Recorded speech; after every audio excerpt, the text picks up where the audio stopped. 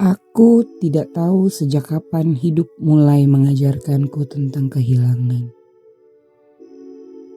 Mungkin sejak hari ketika aku menyadari bahwa tidak semua yang kita cintai akan tinggal selamanya. Ada orang-orang yang datang mengisi ruang dalam hati, lalu pergi. Meninggalkan sunyi yang tidak pernah benar-benar sama. Aku adalah seorang perempuan. Bukan perempuan yang luar biasa. Bukan tokoh besar. Bukan seseorang yang kisah hidupnya ditulis dalam buku-buku. Aku hanyalah seorang perempuan biasa yang berusaha menjalani hidup sebaik mungkin.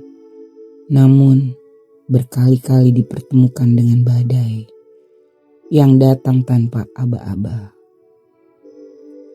Aku kehilangan ibuku.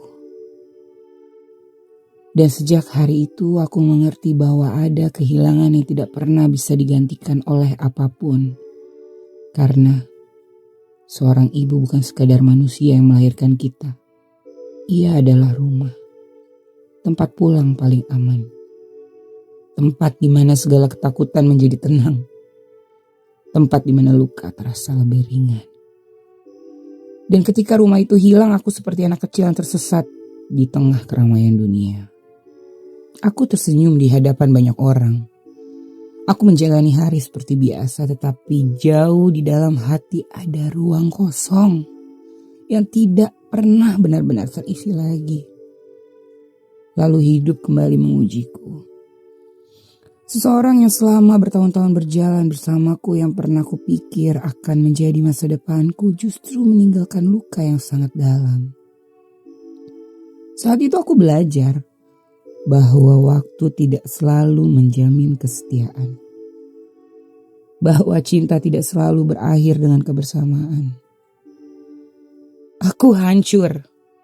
Tetapi yang paling menyakitkan, aku tetap harus melanjutkan hidup. Meski hatiku belum siap. Aku mencoba berdamai. Aku mencoba menerima. Dan aku mencoba bangkit. Namun, kehilangan kembali datang. Ayahku pergi. Dan untuk kedua kalinya aku harus belajar hidup tanpa orang tua. Ada kesedihan yang sulit dijelaskan ketika seseorang tidak lagi memiliki tempat untuk mengadu. Tidak lagi memiliki suara yang selalu berkata, "Tidak apa-apa, kamu pasti bisa melewati ini." Saat itu aku sedang mengandung di dalam diriku tumbuh sebuah kehidupan. Seorang anak yang belum lahir. Seorang anak yang belum melihat dunia. Aku berharap setidaknya kali ini aku tidak akan berjalan sendirian. Tetapi kenyataan berkata lain. Aku diragukan. Aku ditolak. Aku disakiti oleh kata-kata yang tidak pernah bisa kulupakan. Namun di tengah semua luka itu aku memilih bertahan. Bukan karena aku kuat.